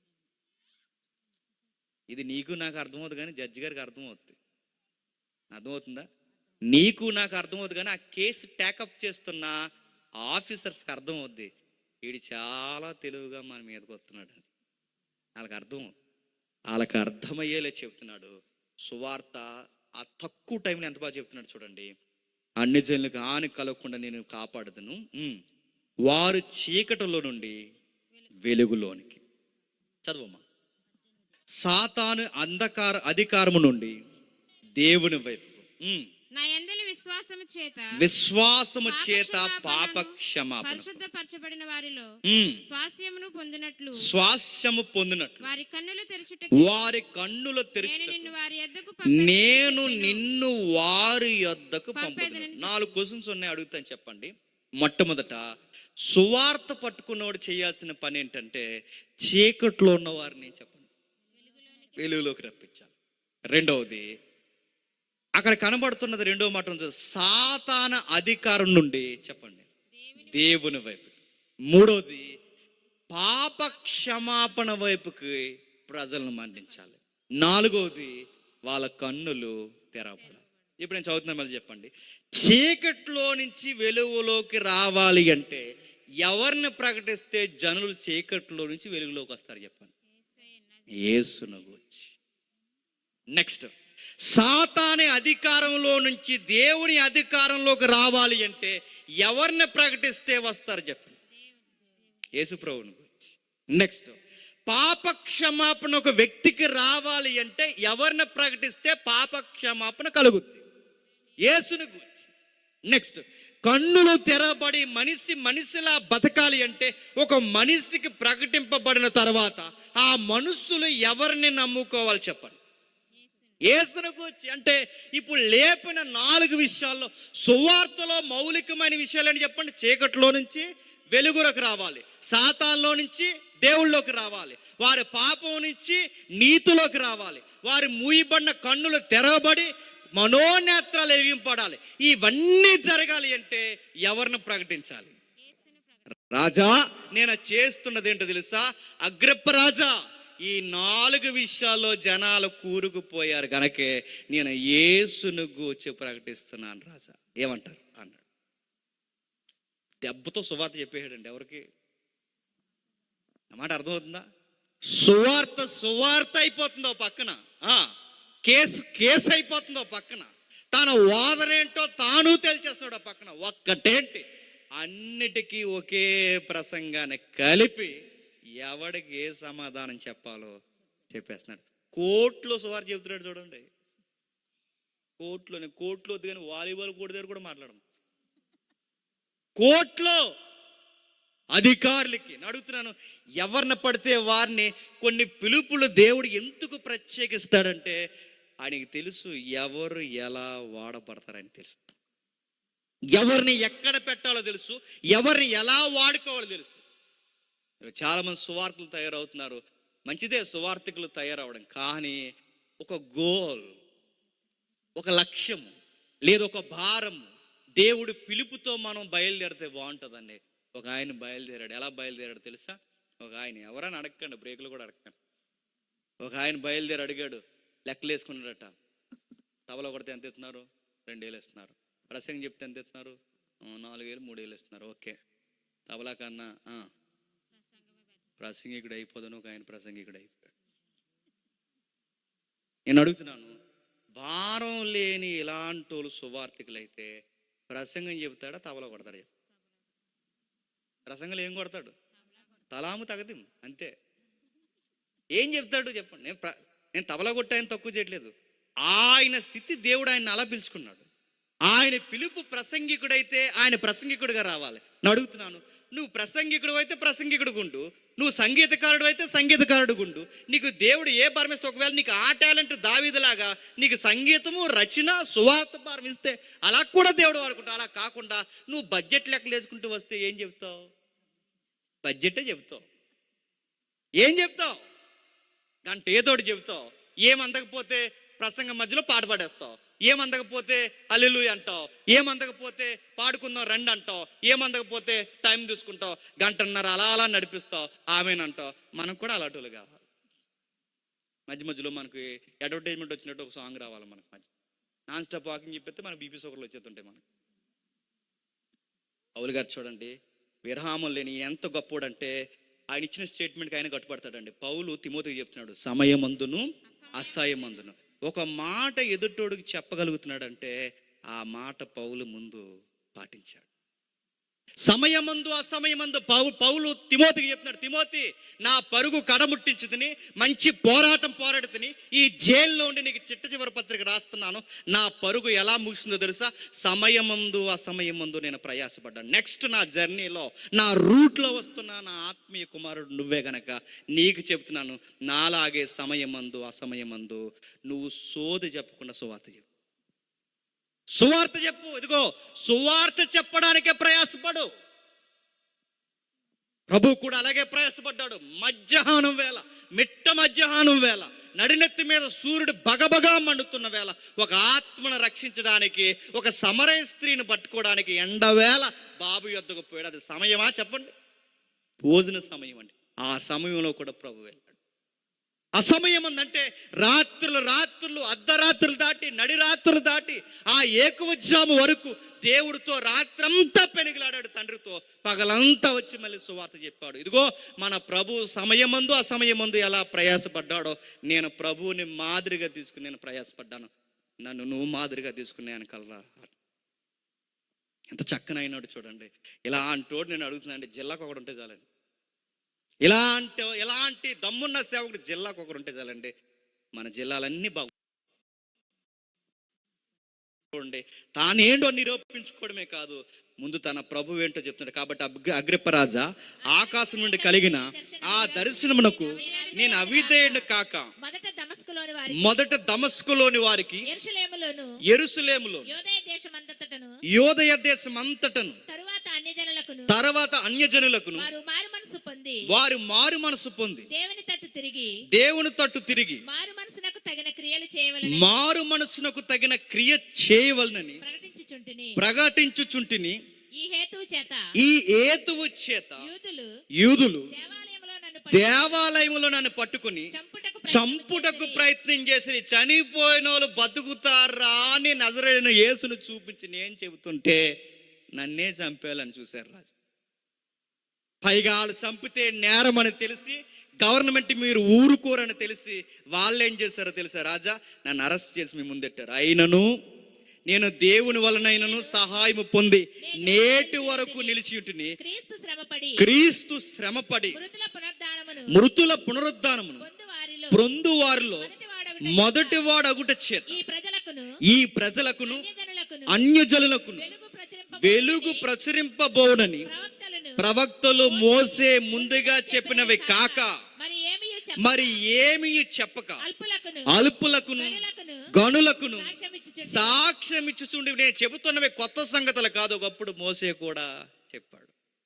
నేను చెబుతున్నవి కొత్త సంగతులు కాదు, ప్రవక్తలు కూడా చెప్పారు.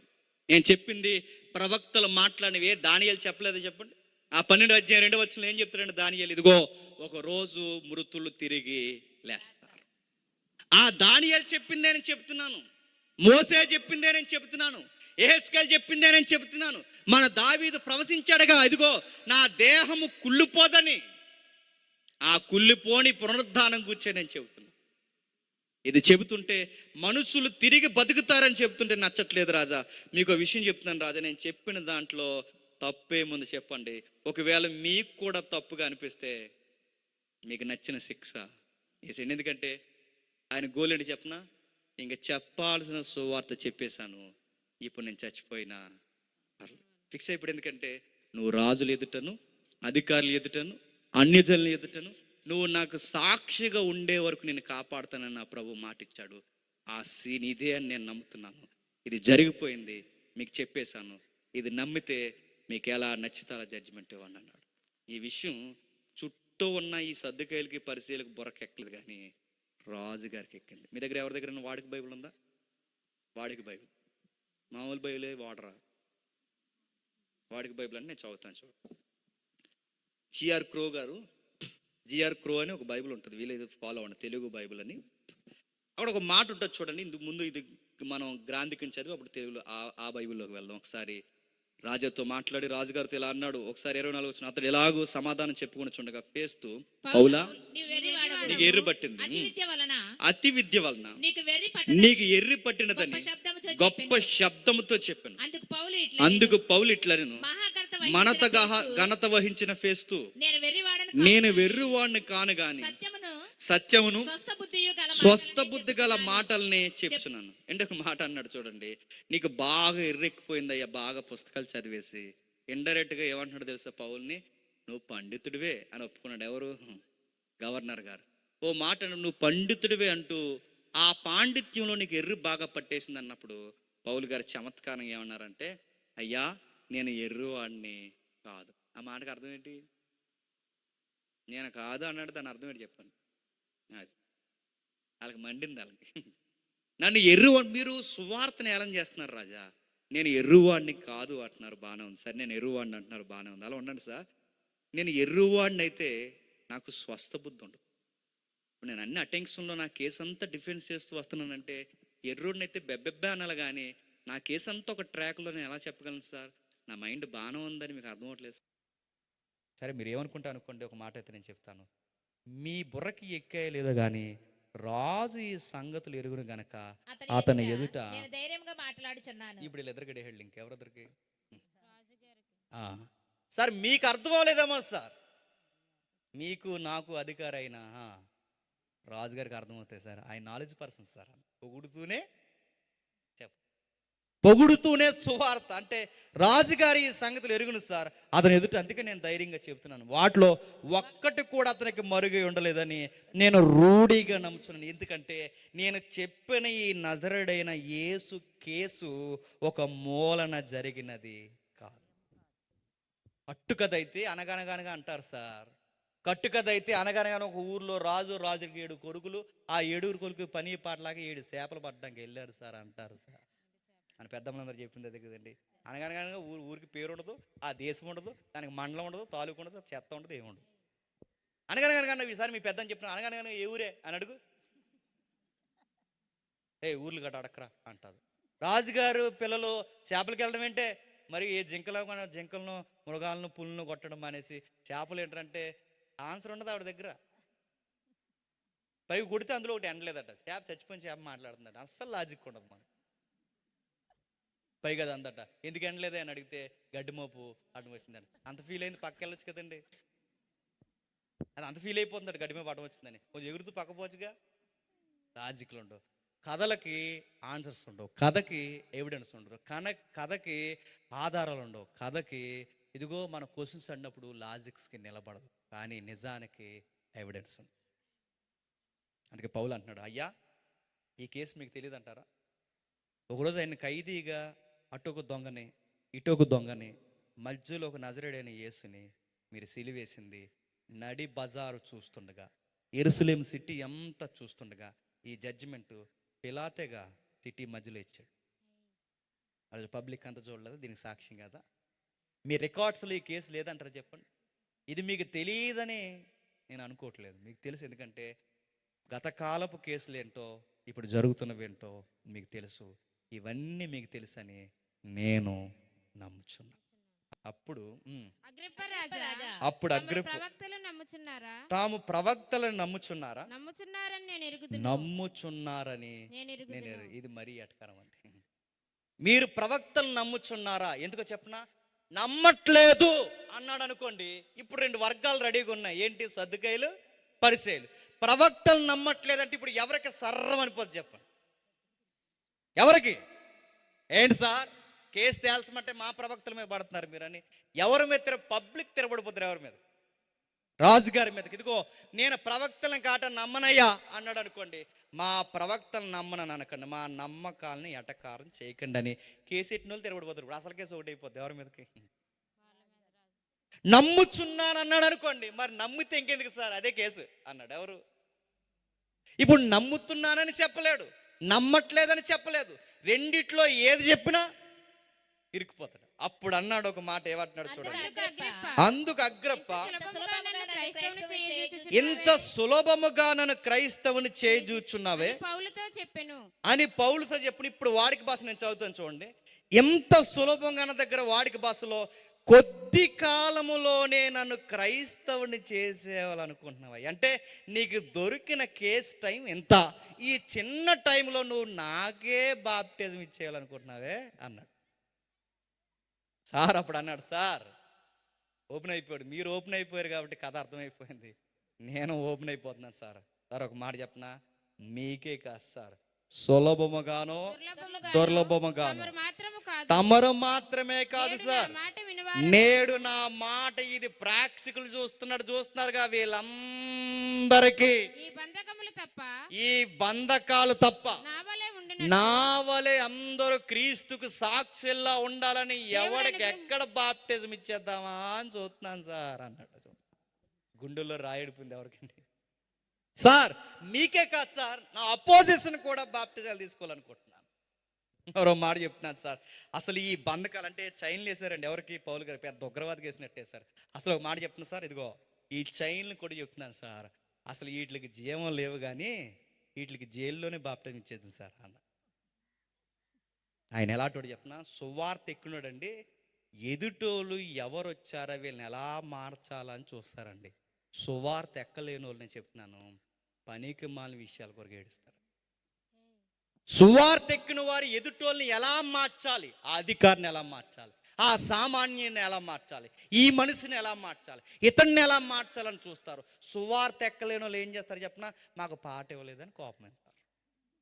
అందుకని తప్పక కదండి అధ్యక్షులు వారు ఇచ్చారు. ఆయన నేను కవర్ చేస్తున్నాను, తప్పకేగా ఇచ్చారని అడుగుతున్నాను, పాట ఇవ్వలేదని అడుగుతున్నాను. సువార్త వెళ్ళాలని భారం లేనప్పుడు పాట ఇవ్వలేదు, పేరేయలేదు, పిలవలేదు, పేటయలేదు, మీకు సువార్త ఎక్కలేదు. మీకు సువార్త ఎక్కితే వాక్యం చెప్పండి అయ్యా, మా ఉద్యమం మా జీవితాల్ని మార్చండి అయ్యా అని అడగాలి. సంఘాలు అడుగుతున్నాయా? ఈరోజు పాంప్లెట్ మీద పేరేయలేదని కోపం ఇచ్చే బ్యాచ్ ఉంటారు తెలుసా? పేన కొన్న తర్వాత రెక్క మీద పేరు రాయలేదని పేనట్టుకు వెళ్ళిపోయే వాళ్ళు ఉన్నారు తెలుసా? కానుకలు పడతామని చెప్పి కానుకలు కట్టే కానుకలు అందే కర్రలేగా, ఆ కర్ర వాళ్ళే కొన్నారని చెప్పలేదని కర్ర చేసిన బ్యాచ్ ఉన్నారు తెలుసా? ఉంటారు బ్యాచ్ నడుతున్నారు. సువార్తలు ఎక్క వీళ్ళకి సువార్త, వీళ్ళకి పేర్లు కావాలి, పొగడతలు కావాలి, ముందెట్టుకోవాలి, పాటలు ఇవ్వాలి, పాంప్లెట్లు నడుతున్నాను. ఇలా అంటోళ్ళు ఉండడం వల్లనేనండి సువార్త నడుతున్నాను. అధికారుల వరకు వద్దండి, కనీసం సామాన్యుల దగ్గర కూడా సువార్త వెళ్ళట్లేదు. చాలామంది అనుకుంటారు, సార్ నాకు చెప్పాలని ఉంది సార్, మా ఆఫీస్లో ఎలా చెప్పాలి నాకు అర్థం అవ్వట్లేదు, నాకు చెప్పాలనే ఉంది సార్, నాకు చెబితే ఏమనుకుంటారని చెప్పలేకపోతుందంటే అలాంటి వాళ్ళందరికీ చెప్పు దెబ్బ లాంటి ఉదాహరణ చరిత్రలో ఒక ఆయన ఉన్నాడు. ఆయన ఎవరో తెలుసా? రిచర్డ్సన్ అని. మన సమకాలీన ఉదాహరణ ముగించేస్తాను. రిచర్డ్సన్ అని అడవి తెగ ప్రజలకు, అంటే అడవిలో ఉండే ప్రజలు ఎలా ఉంటారండి, అనాగరికులు ఎలా ఉంటారండి, మనుషులు కూడా చంపుకుదండి. అలాంటి ఆఫ్రికా ఏరియాకి రిచర్డ్సన్ సువార్త చెప్పడానికి వెళితే మనుషులను చంపుకుంటున్నారు, మనుషులను చంపుకుంటున్నారు. అలా చంపుకుని వాళ్ళకి ఊరకే గొడవలు. ఎందుకంటే అడవి తెగ ప్రజలకు అనరు, అప్పటి వరకు మాట్లాడుకుంటారా, అప్పటి వరకు మాట్లాడుకుని అప్పటికప్పుడు గొడవ పెట్టేసుకుంటారు. పెద్ద కారణాలు ఉండే వాళ్ళకి. వాళ్ళు ఒకటే మాట, ఎటురా ఎక్కువ మాట్లాడుతుందా అంటే సాయంత్రం రారా అడ్డాలో చూసుకుందాం అంటారు. ఇలా చూసుకుని కొట్టేసుకుని గొడవలు పెట్టేసుకుని ఎన్నిసార్లు కొడుకుని అమాయకులను ఆళ్ళు చంపేసుకుంటారు. అలాంటి వారి మధ్యకి సువార్త చెప్పడానికి వెళ్ళాడు రిచర్డ్సన్. ఆయన వెళ్ళి, గొడవలు పెట్టుకోకూడదయ్యా, మానవ జాతి అంతరించిపోద్ది, ఒకరినొకరు ప్రేమించుకోవాలని యేసుప్రభు గురించి ఎంత చెప్పినా అలాగే అయ్యగారు, అలాగే పాస్టర్ గారు అనేవారట. సాయంత్రం కల్లా గొడవ పెట్టేసుకునేవారు. అలా చెప్పి కొన్ని సంవత్సరాలు వాళ్ళకి వాక్యం చెప్పాడండి. ఏ రోజు కూడా వాళ్ళ బుర్రకెక్కదు. సాయంత్రం అవుతులో కాలు గొడవ పెట్టేసుకున్నారు.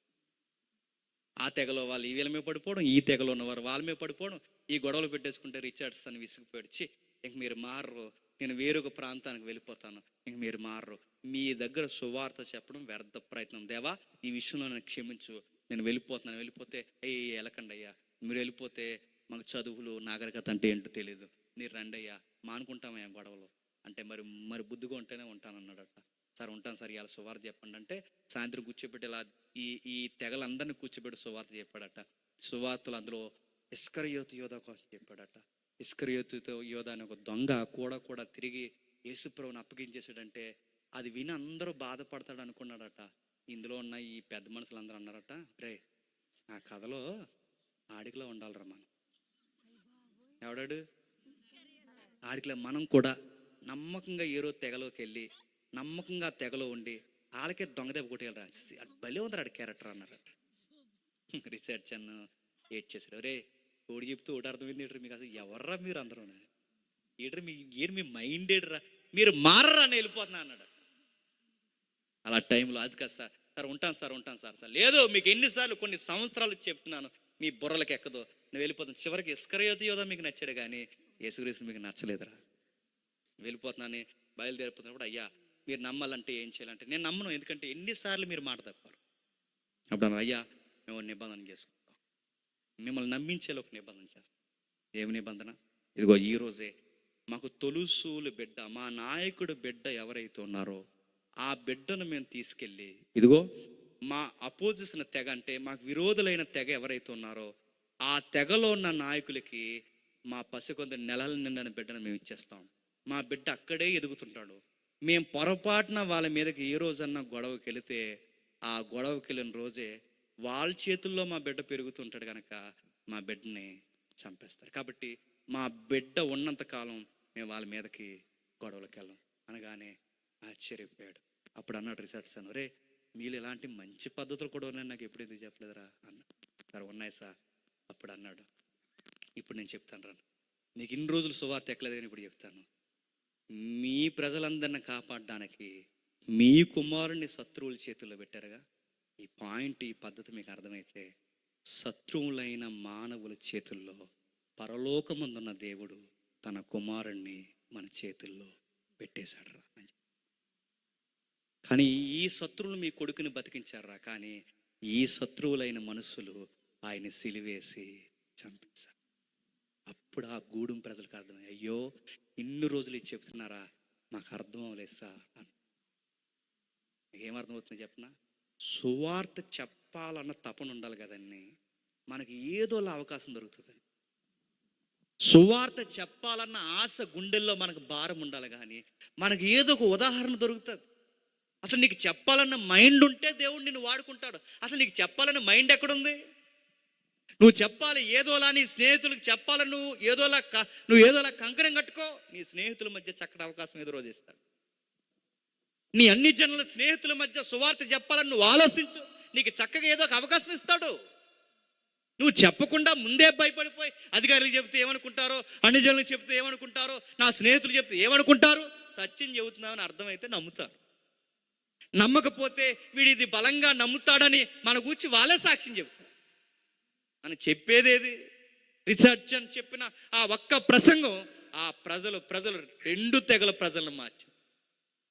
సువార్త చెప్పాలన్నా సమయమందు అసమయమందు ప్రయాసపడాలన్న భారం అనుకుంటే నేను చెబుతున్నాను, చాలామందిని మార్చొచ్చాను. నన్ను మార్చాడు నా దేవుడు, నన్ను మార్చిన దేవుడు అనేకులను మార్చమన్నాడని ఆ స్పృహ నాకుంటే పేర్లు గొప్పలు ఇవేవి నేను కోరుకోనండి. నా ఎదురుగున్న వారిని నేను ఎలా మార్చాలని పరిగెడతాను. మిమ్మల్ని సంఘంలోకి ముందుగా పిలిచాడు. మిమ్మల్ని ఎందుకు పిలిచాడు? మీరెళ్ళి అనేకులను పిలుస్తాడని ముందుగా మిమ్మల్ని పిలిచాడు. మిమ్మల్ని ఎందుకు రక్షించాడు? మీరెళ్ళి అనేకులను రక్షిస్తాడని. మిమ్మల్ని ఎందుకు సంఘముగా కూడగట్టాడు? అనేకులను సంఘంలోకి తీసుకొస్తాడని. చేస్తున్నాం మనం. సంఘంలోకి వచ్చి గోడ ఎక్కడ ఉంది, ఫ్యాన్ ఎక్కడ ఉంది, బెంచ్ ఎక్కడ ఉంది, గాలి ఎక్కడ తగులుతుంది, ఇలాంటివన్నీ చూసుకుని బెంచ్లు అరగొట్టి ఇంటికి వెళ్ళిపోతాం. సువార్త పౌలు గారు చూడండి, ఒకే ఒక్కడు అధికారులకి వాళ్ళందరికీ, ఎందుకంటే తన పిలిపి అంటే నాకు అర్థమైంది, అయ్యా నేను చెప్పాల్సింది చెప్పాను, ఇక జడ్జిమెంట్ మీ విషయం ఏంటో తెలుసా? పౌలు గారిని ఏమీ చేయలేదు, వదిలేస్తారు. ఆ సాక్ష్యంతో బయటకు వచ్చి ఒక పాఠశాలలో కూర్చున్నాడు, మళ్ళీ మొదలెట్టాడు. ఆ పాఠశాల వెలుపుల ఒక అద్దె కంటే హౌస్ అరెస్ట్ అంటారు దాన్ని, ఒక అద్దెకి ఇల్లు తీసుకుని ఆ రూమ్లో ఉంటూ బతికినంత కాలం సువార్త చేసుకుంటూ బతికేశాడు. అలా బతుకుతూ వెళ్ళిపోతున్నప్పుడు మళ్ళీ మూర్ఖులు వచ్చారు. ఎందుకంటే సువార్త చెప్పేవాళ్ళని ఎక్కువ కాలం బతికినవారు. మళ్ళీ మూర్ఖులు వచ్చారు. చరిత్ర చెప్తుంది ఏదో జరిగింది. పౌలు గారిని నీరో కాలంలో తల నరికి చంపేశారు. చచ్చిపోయేటప్పుడు కూడా ఎలా చచ్చిపోయాడు తెలుసా? తిమోతికి పత్రిక రాశాడు. చూడండి ఒకసారి ముగించేసుకుందాం. తిమోతికి రాసిన రెండో పత్రిక 4వ అధ్యాయం. తిమోతికి రాసిన 4వ అధ్యాయం 5వ వచనం. అయితే నీవు అన్ని విషయములలో మితముగా ఉండుము, అన్ని విషయముల్లో మితముగా ఉండుము, శ్రమపడు, సువార్తకిని పని చేయి. భూమి మీద మిగిలేది ఏమీ లేదు, సువార్త చేయి. నీ పరిచర్ని సంపూర్ణంగా జరిగించుము. నేనిప్పుడే ప్రాణార్పణముగా పోయబడుచున్నాను. ఈ పత్రిక ఎక్కడి నుంచి రాశాడు తెలుసా? జైల్లోంచి రాశాడు. నేను ఇప్పుడే ప్రాణార్పణముగా పోయబడుచున్నాను. నేను వెడలిపోవు నేను వెడలిపోవు కాలం అంటే సమీపమై ఉన్నది. నాకు అర్థమైపోయింది, ఇంక ఈ లోకం నన్ను బతకను. ఆయన ఒక విషయం చెప్తున్నాను, చనిపోయే టైంలో కూడా కొందరికైనా సువార్త చెప్పాలని, నా వెనకాల నాలాంటోని నేను నిలబెట్టాలని ప్రేరణ కొరకు పత్రిక రాస్తున్నాను. అయితే ఒక విషయం, చచ్చిపోతున్నానన్న బాధ లేదు, కానీ ఒక ఆనందం అయితే నా ఎదుటుందయ్యా. ఆనందం ఏంటో తెలుసా? మంచి పోరాటతిని, నా పరుగు కడముట్టించింది, విశ్వాసము కాపాడుకుంటుని, ఇక మీదట నా కొరకు నీతి కిరీటం ఉంచబడి ఉన్నది. ఆ దినమందు నీతిగల న్యాయాధిపతి ప్రభువు అది నాకు మాత్రమే కాకుండా తన ప్రత్యక్షతను అపేక్షించు వారందరికీ అనుగ్రహించునని మైండ్లో బ్లైండ్గా మెంటల్గా ఫిక్స్ అయిపోయాను. ఈ రోజు నన్ను చంపేసిన పర్లేదు. సువార్తలో మరలా చెప్తున్నాను, ఎప్పుడు ఒక మనిషి ధైర్యంగా చనిపోగలడు చెప్పనా? ప్రభువుని గూర్చి ఎంతో కొంత ఏదో ఒక సువార్త చేశామన్న ధైర్యం మనలో ఉన్నప్పుడండి మంచం మీద ధైర్యంగా కనుమూసేస్తాం. ఎంతో కొంత సువార్తలో వాడబడ్డామన్న ఆనందం, ఆ ధైర్యం అనుకుంటే మన పరుగు కడముట్టించినప్పుడు మన చివరి చర్మాంకంలో జీవితాన్ని ధైర్యంగా ముగిస్తాం. లేదు ఏమి చేయకుండా బతుకున్నంత కాలం ఆయన తిట్టుకుంటూ ఈయన తిట్టుకుంటూ, ఆ పేర్లు పెట్టుకుంటూ ఈ పేర్లు పెట్టుకుంటూ, అక్కడికి పోయి ఈ పొగడతలు అవి చెత్త చెదారం, ఆ భూములు సంపాదించి ఈ డబ్బులు సంపాదించి అలా తిరిగి ఇలా తిరిగి టైం అంతా వేస్ట్ చేసి మంచం పట్టావో, ఆ రోజు నువ్వు చేద్దాం అనుకున్న సువార్త చేయడానికి నీకు ఓపిక ఉండదు, చేద్దాం అనుకున్న టైం ఉండదు. నేను మళ్ళీ చెప్తున్నాను, బిక్కుమని చచ్చిపోతారు. చనిపోయే ముందు ఎలా చనిపోవాలంటే ఈ జ్ఞాపకార్థ కూడుకులో మీకు చెప్తున్నాను, దేవుని గురించి మాట్లాడుతూ చేస్తూ ఎలాగ వెళ్ళిపోయాడండి ఆ పెద్ద ఆయన అంటే, ఇదిగో ఆ దేవుడని వెళ్ళిపోయాడండి అని చెప్పుకోవాలి. ఒకరోడు ఎలా చనిపోయాడండి అంటే, ఆ దేవుడి కోసం తిరుగుతూ చనిపోయాడండి. ఆ అమ్మాయి ఎలా చనిపోయిందండి అంటే, సంసారం చక్కగా చేసేదండి, దేవుడి పట్ల ఎంత భక్తి అండి ఆ అమ్మాయికి, చక్కగా దేవుడనే చనిపోయిందండి నా బిడ్డ అని చెప్పుకో. అలా చెప్పుకోకుండా గొడవలు పెట్టుకుని చచ్చిపోయారండి, గొడవలకి వెళ్ళి చచ్చిపోయారండి, అవి ఇవి తాగి కిడ్నీలు పాడైపోయి చచ్చిపోయారండి, అలాగే ఇలా తిరిగి ఆరోగ్యాలు పాడైపోయి చచ్చిపోయారంటే నేను చెప్తున్నాను, అది మంచి సాక్ష్యం కాదు. చచ్చిపోయి మళ్ళీ చచ్చిపోతాం, శాశ్వతంగా నరకంలో చేస్తాం. ఈ పునరుద్ధరణ దినాన్ని చెప్తున్నాను, మళ్ళీ మీరు తిరిగి లేవాలన్నా, లేచిన వారు తిరిగి నిత్యత్వంలో ఉండాలన్నా, మీకు సమయమందు అసమయమందు ఎక్కడైనా సమయం దొరికితే కాస్త మీకు తెలిసిన యేసుప్రభు గూర్చి 4 మాటలు చెప్పండి. దేవుడు మిమ్మల్ని దీవించును గాక. ఆమేన్. ప్రార్థన చేస్తాం. ప్రేమగల తండ్రి,